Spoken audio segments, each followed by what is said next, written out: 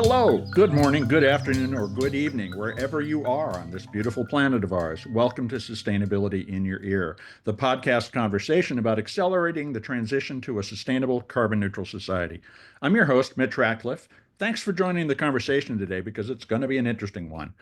Leadership may be the most underdiscussed lever in the response to climate change. While we often focus on breakthrough technologies like solar innovations, carbon capture, electrification, all of the technology that we imagine can take us through the climate crisis, the reality is that none of it moves fast or as far as it needs to without the right people at the helm. Climate tech is advancing rapidly, but innovation without the leadership to scale it, to fund it, and to embed it into systems that actually work, that's the recipe for stalled progress. So today we're going to talk with Colin Smith and Khalil Dumas, co-founders of Execnow. It's an executive placement firm that aims to build the leadership core for climate innovation, offering companies access often to fractional executives, not full-time people, but people who work across multiple projects. They've worked with startups and established players in green tech, clean tech, and emerging sectors like artificial intelligence and biotech to find and retain mission-driven executives who can scale sustainable operations. So we're going to get into what makes an effective climate tech leader in the conversation today and how early stage founders can attract the right talent, why diversity isn't just a nice to have, but a necessity in any market, and the ways that traditional corporate models are failing fast growing climate tech companies. There's a lot to talk about, and you can learn more about Execnow and their work at execnow.co. Execnow is all one word, no space, no dash, Execnow, execnow.com. We're going to get to the conversation right after this brief commercial break.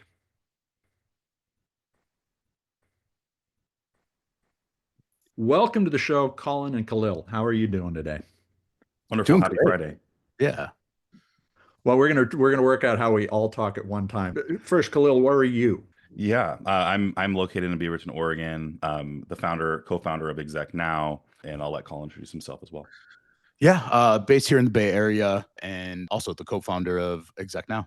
How did the journeys that brought you here lead you to focus on green tech leadership? That's not something a lot of firms are currently focused on. Yeah, Mitch, great question. You know, how we started our firm is we saw a massive opportunity and gap in the market when it came to next generation executive leadership firms as well as advisory firms. We saw across both green tech, biotech, and AI, there was a lacking expertise when it came to building teams from 0 to 1, also building executive leadership and strategy on mission driven companies. And so we saw a lot of old guard out there that frankly had old methodology, old connections, and stale methodology. And we are leveraging AI, we're leveraging community building to really create a next generation advisory and executive search firm. Well, talk about how you're using community building in particular to bring this expertise together in such a way you can deploy it on behalf of your clients. When we think about legacy exec search, I'm from the Bay Area, no stranger to how that was legacy ran. It was an old boy club, right? If you didn't know or didn't get indoctrinated into that small group of elite founders, you necessarily didn't have access to what they thought was top talent. We're flipping that on its head. There are a plethora of talent. There isn't a talent problem. There's really an access problem, especially in the world of AI. When we start to think about how HR functions run, right, and we're starting to think about AI being embedded now, that's only going to double down on bias. So that's really what we're seeing, and why we're approaching community building this way is we have top flight executives from all walks of life, from Fortune 50 companies, that are coming to us now saying, hey, I actually never engaged with a recruiter because I never really felt seen or heard in those engagements. And I also never really felt like they really cared about mission and value alignment, which is something overwhelmingly not only millennials are now starting to look for, but Gen Z demands. They will not join a company. They're 44% less likely to join a company that doesn't have a woman in leadership. They're 50% less likely to join a company that doesn't have any form of diversity in their leadership. And we also know that from a McKinsey study, companies that have diversity, above average diversity, actually drive revenue from innovation 44% more than those that don't. So There's a huge case in community building, not only for exposing and giving talent access, but for diversity, equity, and inclusion in this conversation and the way we systematize that. And HR is going to make or break the future of how your company is able to drive innovation. Now, you say there's not a lack of this talent, but is there sufficient volume of green tech, clean tech, and sustainable operations experience out there for people to tap into? Yeah, that's a great question, Mitch. I think when we think about the green tech space and renewable space, this is a generational opportunity, right? So Mhm. this just isn't a sector like biotech or AI. There's an opportunity to do mission-driven work, and there is talent coming in from different fields, whether that's fintech, whether that's AI, whether that's biotech, that want to participate in this generational shift we have towards climate tech and renewables. So, the talent is out there, and if you've worked operations at one company in a different field, your ability to come into clean tech and bring those skill sets and experience can be really impactful. So it's not a talent issue, but it's making sure that, to Khalil's point, we're building teams that are diverse and inclusive, so you have those friction points where that magic happens at companies. you know you think about it this way: when you want to bring the best product or service to a global market, it turns out that your team needs to reflect society in order to have the Yep. best products and services. That is so true. And in the midst of this ridiculous war on DEI, it's the recognition that we need to know the people that we're going to serve, Yeah, and that you can't do that absolutely. if you're a monoculture. That's the end of the one economy that we're moving out of and into another. But do I hear you also saying that there isn't necessarily a fundamental difference between being a green tech leader or being any other kind of business leader? No, I mean, I think there's attributes, right? And skill sets and experience that you can bring from one position or job to another. Of course, there might be regulatory positions or supply chain issues, positions where you want to have that experience specifically in green tech. But I think there are a lot of experiences and applicable skills that you can bring, and we're seeing being brought to clean tech as renewables grow. There's a bigger demand, and it turns out a lot of workers want to work on mission-driven companies that are making the world a better place.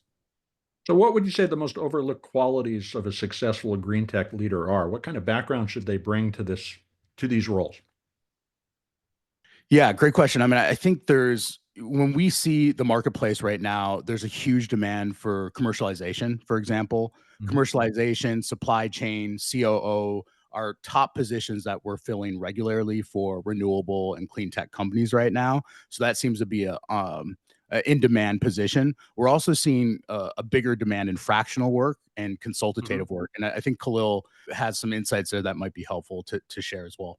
Yeah, absolutely. When we're looking at kind of this industry agnostic type talent, it goes to everything Colin said. I think there's a huge opportunity right now, specifically as we're watching federal agencies get gutted. There's all of this great talent now on the market who's actually looking at the private sector, looking at that startup world, and saying, how do I take the green technology that I've accumulated and really entrench it in these big companies? Lisa Jackson's one of my favorite people in this lane. She started fractionally at Apple, and she's one of ex-Obama's EPA directors. And so when we're really looking at what she's doing, she is the one leading and driving the initiative, the environmental initiatives at Apple. Apple's ready to be carbon neutral for its corporate operations and is committed to an entire product life cycle culture neutral by 2030. So really looking at this big opportunity right now, especially with news that may not be great, but this is how we're taking some of that, maybe what folks would see as a challenge, and really turning it into opportunity in the green tech space.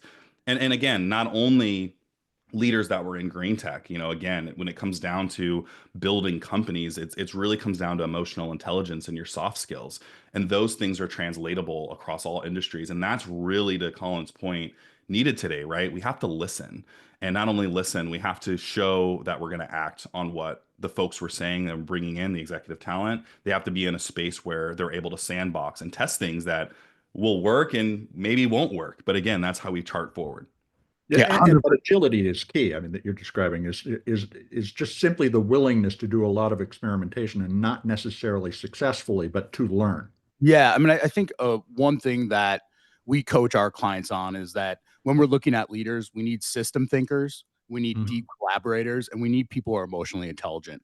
Those are the three attributes that are really mission critical when we're looking for leaders at early stage companies or companies that are starting to scale.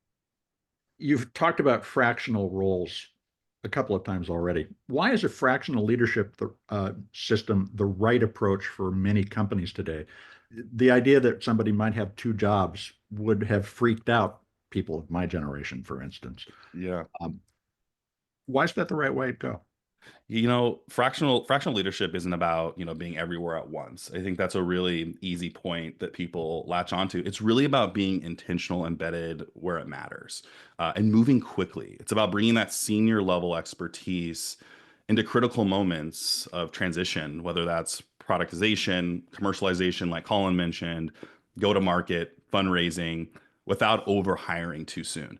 That's the biggest piece that fractional brings, which is different than a consultant, right? Consultants tend to be really expensive and do a whole lot of strategy and not a whole lot of implementation, whereas fractional workers do just the opposite. And so, for example, with a client of ours recently, think about the journey of hiring a COO, CPO at a renewables company and figuring out 6 to 8 months in that they actually can't bring the innovation that you're looking for, yet you've paid, $2 to $3 to $400,000 in salary, as opposed to paying, a sixth of that and starting to test and being able to go contract, in some cases month by month, but we really advocate for, 3 to 6 months, right? Being able to find and interview that leader. I always say fractional work is the best interview you can ever give. Well, as a longtime fractional worker, I concur. But let's dig into this a little bit more. Elon Musk seems to be the ultimate fractional leader, but it's clear that he's a little bit overextended. Let's just put it that way. The fractional nature of his work has actually diluted the value of several of his companies as a result of his continuing diversification of effort, to put it mildly. What can we learn from the rise of someone like Elon and make improvements on what we've learned from that process? Well, let's be honest. Asking if Elon Musk is the ultimate fractional leader is like asking if a lightning storm is the future of electricity, right? It's entertaining. It's an entertaining comparison, but it's not super useful. I think really the Musk model is personality driven, not sustainable or really collaborative leadership, which is what we've been kind of talking about for the first 10 minutes. Again, it's really about folks like Lisa Jackson, who really are those visionary leaders that can balance not only innovation, not only ecosystem building, but also use their impact with integrity, which is what I really think fractional leaders do really well. But Colin, I'll let you continue there. No, I think you nailed it. Yeah, I think there's better leaders to point to, who are doing great work, not cutting funding for biotech companies or cutting funding for scientific research or renewables itself. I think there's better leaders we can point to. But that being said, I think of two leaders right now that are clients of ours, Noon Energy.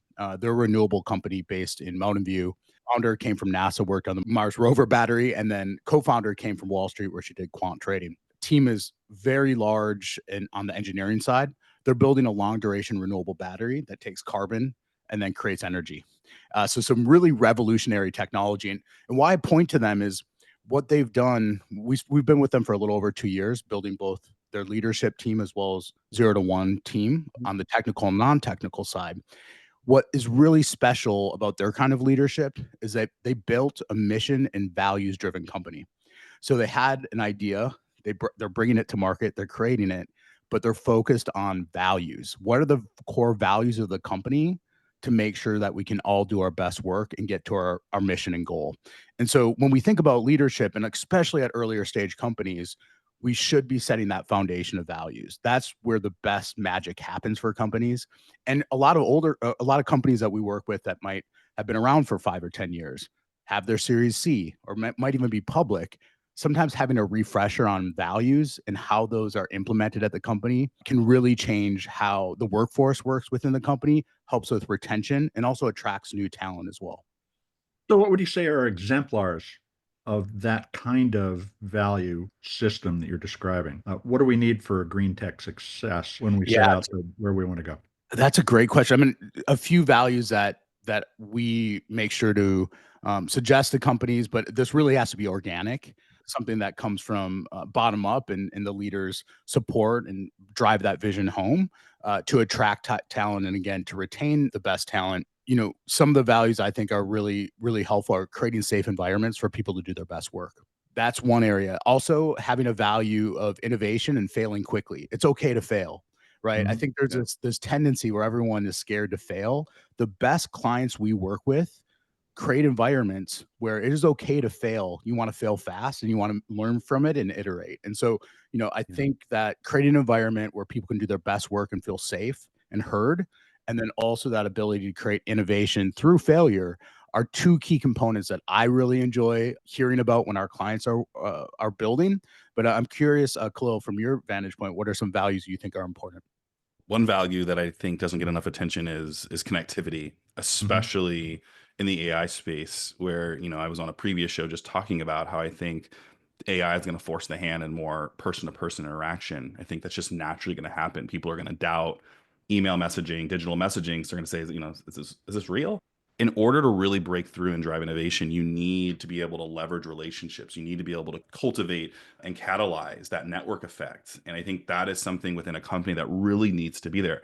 I mean, I think all of us sitting here have been in a company where we were withholding our genius because we didn't like a leader. We were withholding our genius because we weren't getting along with our manager or coworker. We were kind of quiet quitting, as Gen Z likes to say now. And so I think that connectivity piece is a real challenge, especially for established companies.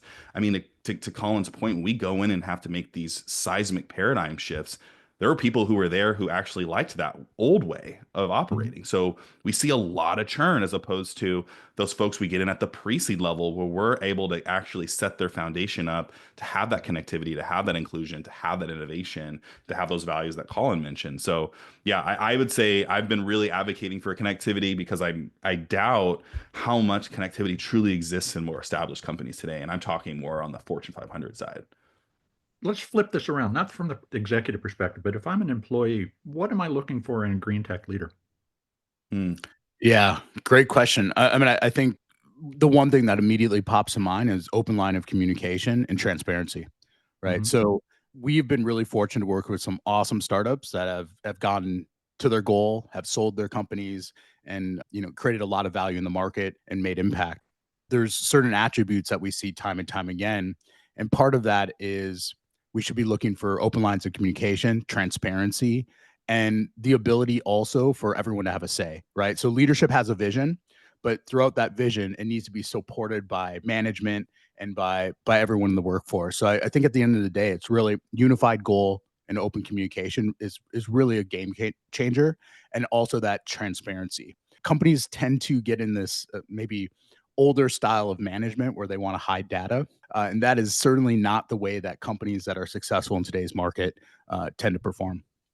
Yeah, for me, it's cut and dry and groundedness. I think one of my favorite analogies is if, reality is the pole that keeps us grounded, but vision is what can cause us to kind of float away. So leaders need to have that good tension that keeps them, grounded in reality with the difficulty and where we actually are in green tech and what actually needs to happen as opposed to what we think should happen or where we want to go. So that's something like overwhelmingly when I engage with executives or even employees, they don't want a leader that is too visionary, that doesn't understand where they're at today. That's something that's really critical. Yeah, I think you nailed it. I mean, this is something, Khalil, you and I have the luxury of engaging with a lot of founders, early stage and later stage founders, and what's mission critical for leaders is being able to connect the dots between technology and narrative. What is the ultimate story here? What is our ultimate vision? And certainly with technical founders, that can be really hard, where they're so caught up with amazing IP that's been created, but they're not necessarily connecting the dot with mission and then the overall arching story. What you're talking about, that pull, Khalil, that you just described, is what we all hold on to in the heavy winds that are blowing us this way and that in this both rapidly innovating and increasingly crisis-driven economy that we live in right now. This is a really interesting conversation. We need to take a quick commercial break. We'll be right back.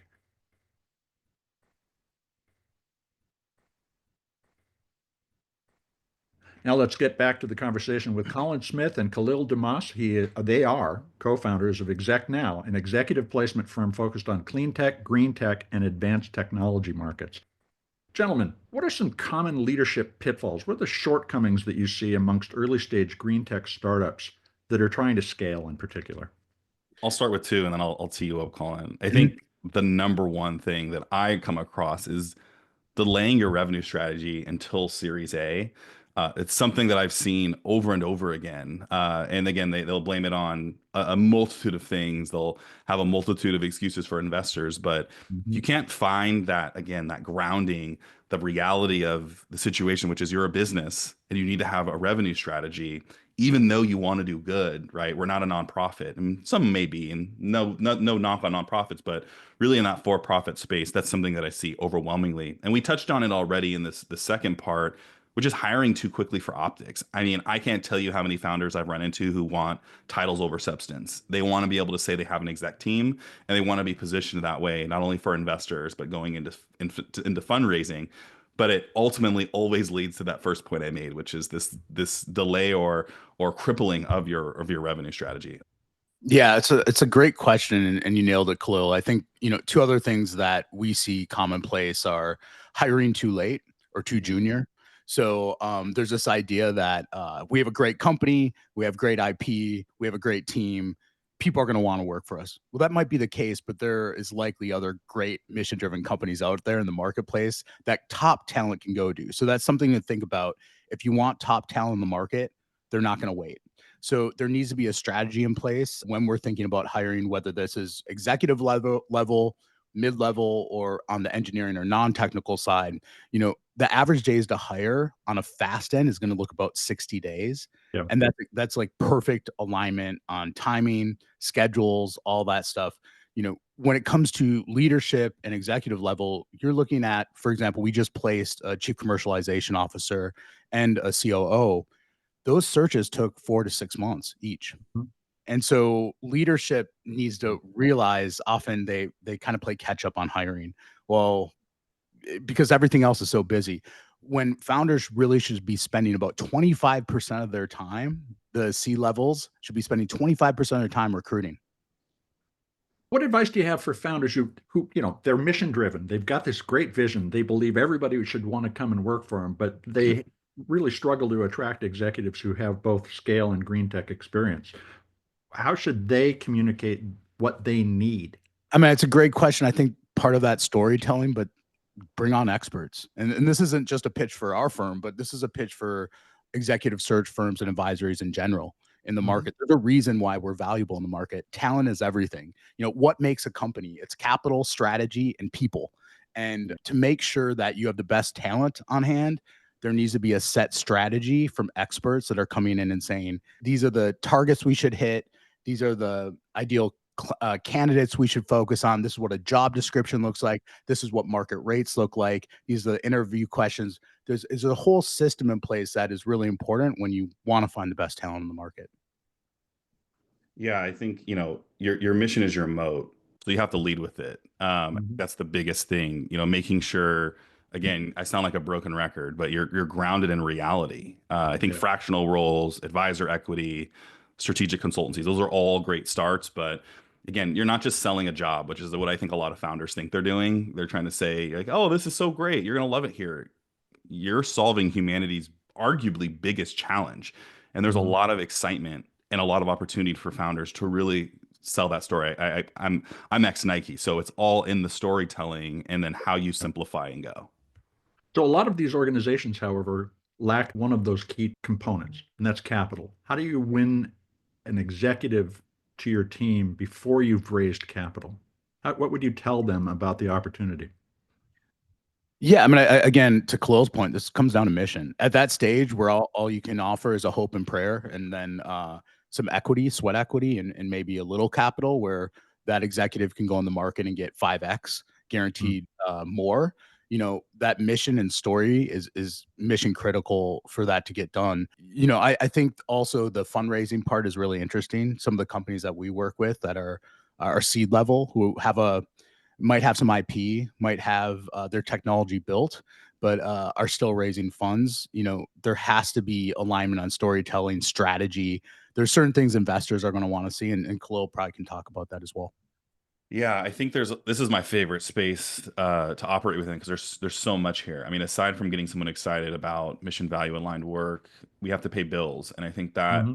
is the biggest blocker. So if you're a company that is struggling with funding, I think first and foremost, Colin and I created a fundraising methodology in our world to really help pre-seed founders raise there. But aside from that, there's a multitude of levers you can pull. First is revenue shares. If this person is as good as they really are, you can offer them a revenue share on the first couple of deals to really bolster and back end that agreement that you're trying to come to. I think the thing that founders safeguard the most, and obviously investors are looking for from a non-dilutive perspective, is giving some equity up and giving maybe a faster vesting cliff. That those are one of the two there. But again, also there's a world where you skinny down the engagement, you become fractional, right? Where you can then kind of drip that cash that you have out longer and give a really refined scope of work. I think that's where founders struggle is they don't necessarily know what they need in that role. And so they pay all this money to hope that this person's going to structure and create Yeah. something when that's really on the role of not only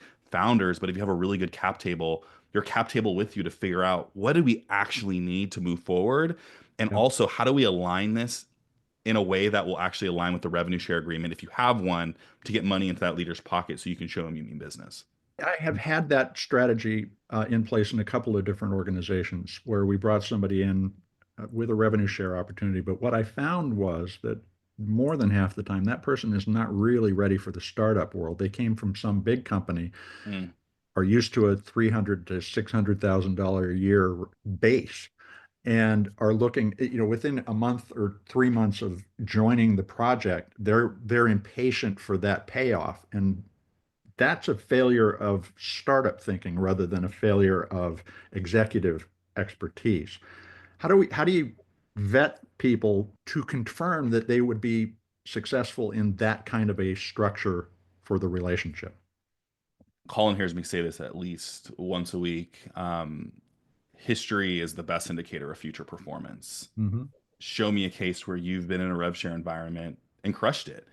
Hmm. I think on the other side, I like to take accountability and I like to be really direct. What's going to happen if you don't get your revenue share? How's that going to make you feel? Are you going to be out? Really having honest conversations. And I think this goes back to the paradigm shift in business.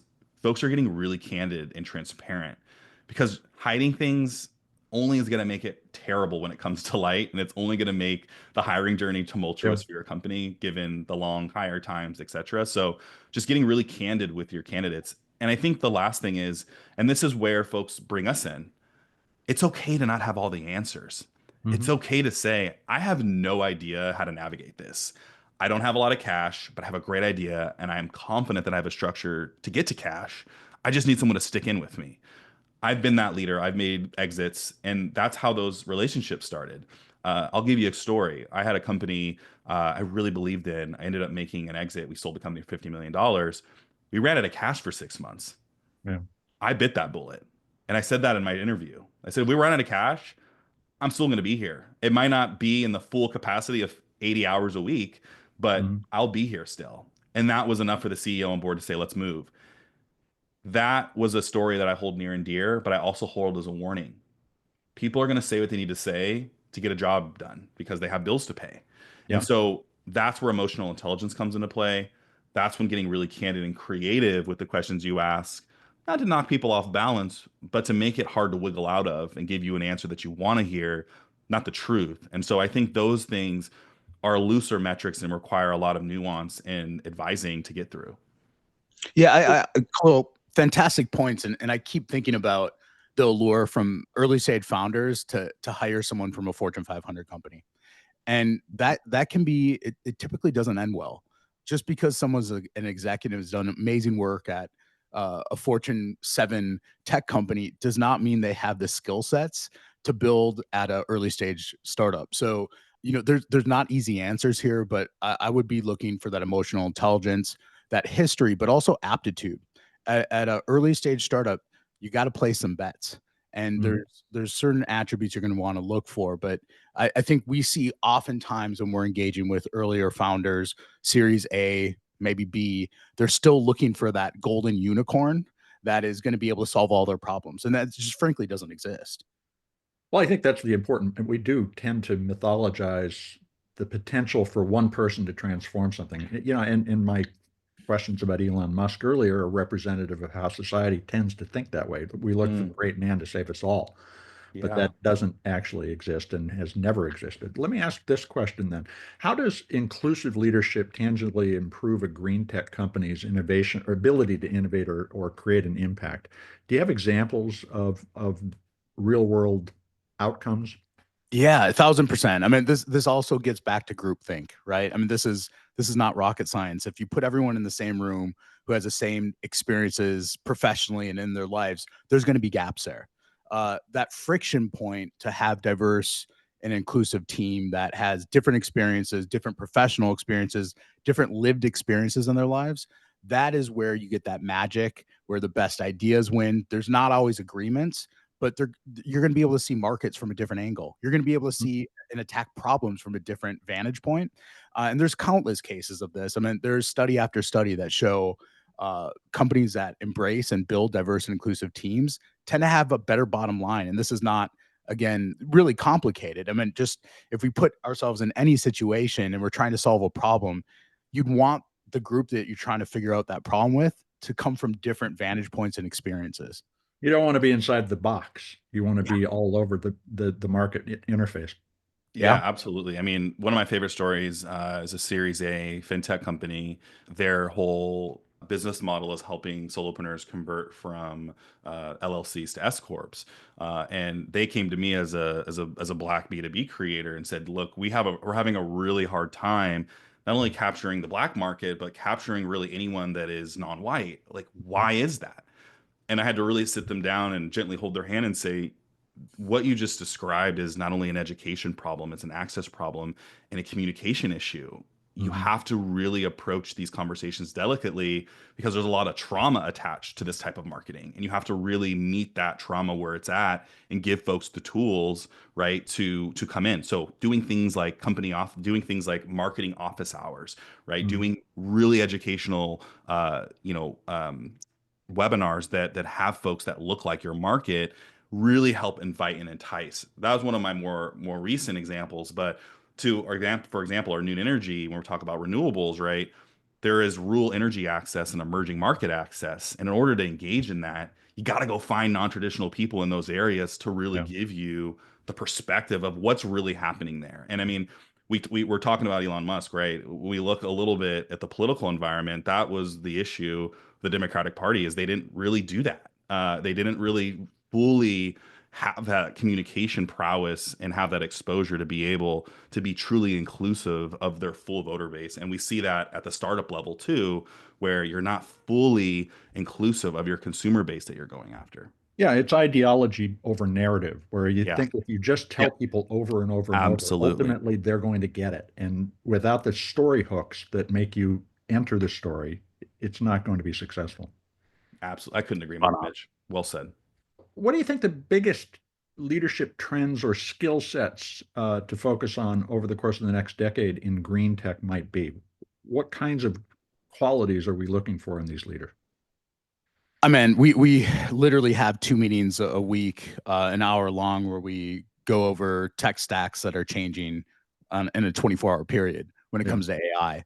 So I think nimbleness is going to be one of the attributes that is going to be something that we're all going to have to adapt to at a higher clip rate moving Mhm. forward. I think from an executive side, also we discuss emotional intelligence a lot. Mhm. Frankly, we work with a lot of really smart, driven engineers who might need coaching or insights on some of those areas that on communication and having that emotional intelligence to share that story and mission and continue to drive the team along. So when I think about things that are going to continue to be mission critical for executives, it's going to be emotional intelligence and nimbleism, being able to be nimble, learn at a fast clip rate, and then that AI functionality. Like, there's a saying right now that AI is not going to make people unemployed. It's going to make people unemployed if they're not utilizing it. Yeah. So we see a lot of professionals kind of running away from it at times, and it's actually something that people should be embracing right now. Really at the first step, we talked about this a bit, that cross-sector fluency is key, right? Being able to reach across the aisle in a multitude of different industry to bring in innovation from other folks that aren't in the green tech space. Coalition building, we know this, right? Regulators, community builders, capital providers, getting them really bought in from a narrative driven leadership perspective, right? People need to understand what you're building because it needs to be funded. But I think the thing you mentioned, which is a major pain point and something I see all the time, is comfort with ambiguity. I mean, when you go and you grab someone from a Yeah. Fortune 50 company, everything's set up and plugged in. What happens if nothing is, you come to an empty desk? Is that person going to be comfortable plugging all the computers in, downloading their own apps, hiring their own team, doing their own operations, setting up their own AI automations, setting up their own AI agents? Are they going to be able to do that level of work, or are they so used to delegating that they no longer can implement? And so those are kind of the four things I would say are really imperative, not only for green tech, but really any industry at the moment. Well, I think your point about dealing with ambiguity is so critical, because what I've seen is the transition, and I'm late career. Everything was written down when I started my career, and you knew what you had to do, and it was a checklist. But now you adapt your environment to your needs and the needs of the rest of your team, and that it presents constant challenges of ambiguity combined with complexity. Yeah. Do you see that younger workers are coming into the workforce prepared to deal with ambiguity? I mean, I really see a lot of functional freeze amongst our younger folks, right? They're coming into these organizations. Everyone, like, no, the conversations we're having are not normal conversations happening in Mhm. corporations. They're way more emotional, not data driven. And so when you're young coming in trying to find that example, it can almost be like a deer in headlight situation where you're kind of like, oh, where do I go? Which is why Colin and I feel so called to do what we do, right? We want to be Mhm. that vocal leadership that's very clear and doesn't move that needle. I was laughing when you mentioned you wrote everything down, because I also write everything down still. But I had a really funny story where I had a leader, actually, we had a document, a digital document where we had all our tasks done, like my task to dos, and they had changed the document before my meeting, before we had agreed up what we had agreed upon. It just shows you a little bit of a guise into where that toxic leadership can seep in. Now that Yeah. we are in this digital age, moving that goalpost becomes really easy. And Mhm. so these young leaders, I think, have some functional freeze because they're not really sure what to focus on when they come in, because the organization, Mm. like many right now, are in huge paradigm shifts, which again could lead to opportunity.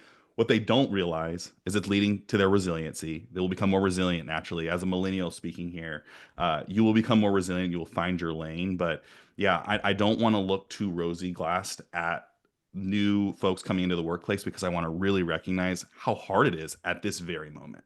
Yeah, those are fantastic points, and I can't help but think about uh, the advice I got when I first got into corporate America before we started creating our own company, uh, and it was, solve problems. Instead of waiting for your manager or someone to come to you and say we need this fixed. If you're at a startup, solve it. Get Fix up, it. Yeah. fix it. Yeah, fix it. Don't wait There's and no ask. Just waiting. do it. And if you get in trouble, okay, you tried. To Colin's 100%. point, at my first startup, that was exactly what I did. Was I had my job description, but I was like, "Hey CEO, this is all broken. You guys aren't selling. You guys aren't teaching people how to use our software. Like, we need to build all of this." Mhm. And here it is. That's the piece that I think new leadership and new employees are missing. Is it's not just saying, "Hey, there's a problem." It's actually taking a stab at solving it and being courageous enough to present that in front of If I people were that you think are smarter. if I were a younger professional just getting in, I would build a relationship with my manager.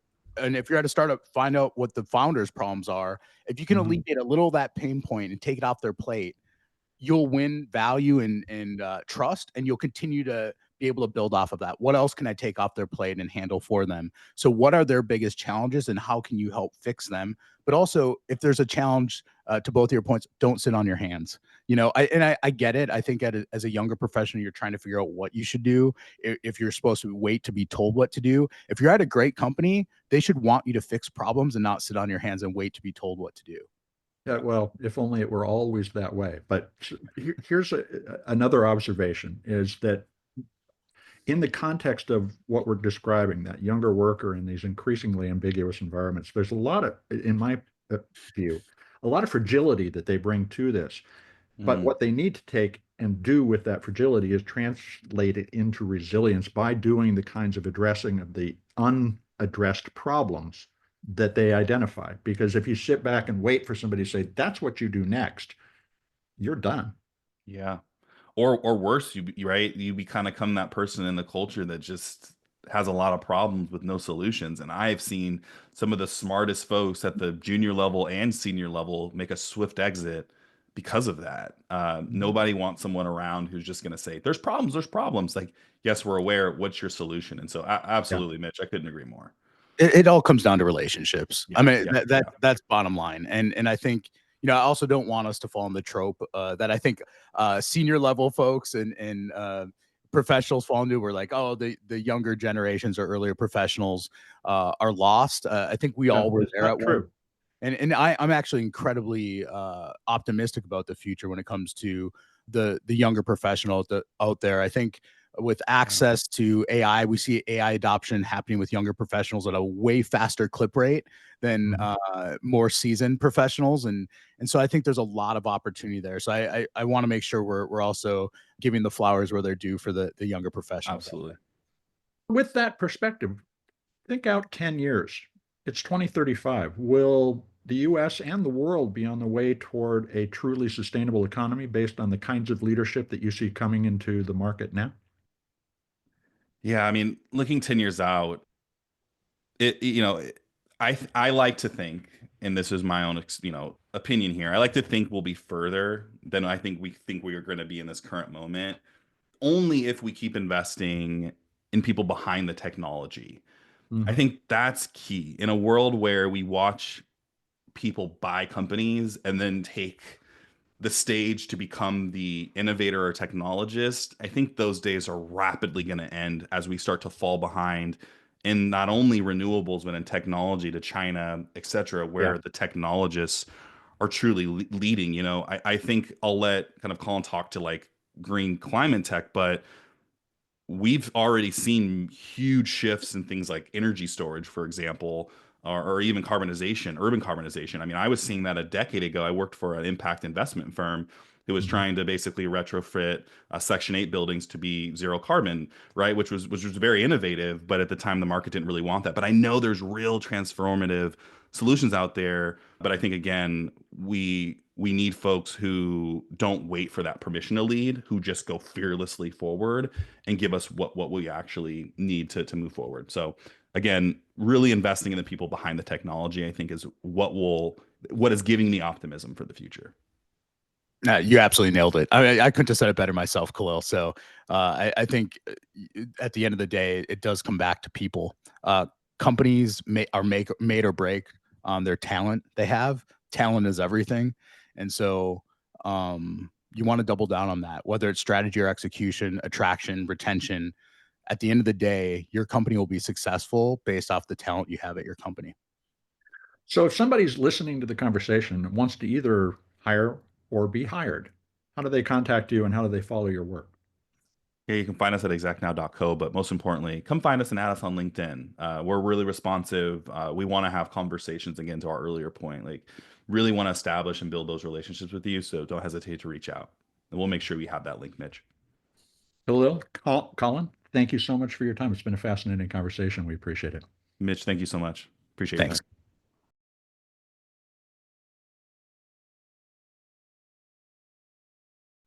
You've been listening to a conversation with Colin Smith and Khalil Dumas, who are the co-founders of Execnow, an executive placement company working to provide green companies with effective leaders who can, as we heard, bring a nimble approach to solving problems with initiative, storytelling, and emotional intelligence. And you can learn more about Execnow at execnow.co. Execnow is all one word, no space, no dash, execnow.co. And right now, as the word climate and environmental data is being removed from our nation's government websites, industrial policies, and regulatory regimes, it can be hard to take chances, to make the mistakes necessary to rapidly evolve a company, a product, or a marketing strategy. But as tech investor Esther Dyson said decades ago, the key to entrepreneurship is to always make new mistakes. And today we have the tools to make new mistakes faster than at any time in history. AI allows us to model a variety of potential outcomes and see where we might adjust our strategy to get there. And we need those experiments and failures to find our light bulbs that illuminate the way out of the climate crisis. The mistake that our political leaders make is to characterize today's climate and diversity challenges as impediments to progress. They are the catalyst of the changes that will make American products and services relevant and profitable in a warming world that has connected into a global conversation in less than 2 generations. Everything is changing. And rather than get fixated on the acronym DEI, it's time to recognize that having all the types of people that you will sell to all over the world around the table inside a startup or an established enterprise lays the foundation for global relationships. And relationships are the basis for global sales. And that, folks, is how you grow your GDP. Instead, we're closing our borders and our minds, banning words that today's leaders find challenging, and consequently handing the opportunity to lead the next industrial revolution, the one that will be built on renewable energy, regenerative agriculture, and a raft of innovations we have not yet seen. We're handing that opportunity to lead to China, India, and the global South, where climate change will drive wholesale, cultural, and economic transformations over the next decade. The United States cannot take a seat and watch. We have to get into this game and we have to lead. So, I hope you'll take a few minutes to share this podcast or any of the more than 500 episodes of Sustainability in Your Ear that we produced with your friends, your family, your coworkers, the people that you meet on the street. We've got 500 shows to choose from. So writing a review on your favorite podcast platform can help your neighbors find us. Folks, you're the amplifiers that can spread more ideas so we create less waste. Please tell your friends, everyone, family, coworkers, like I said, the people on the street, that they can find us on Apple Podcasts, Spotify, iHeartRadio, Audible, or whatever purveyor of podcast goodness that they prefer. Thanks for your support. I'm Mitch Ratcliffe. This is Sustainability in Your Ear, and we will be back with another innovator interview soon. In the meantime, folks, take care of yourself, take care of one another, and let's all take care of this beautiful planet of ours. Have a green day.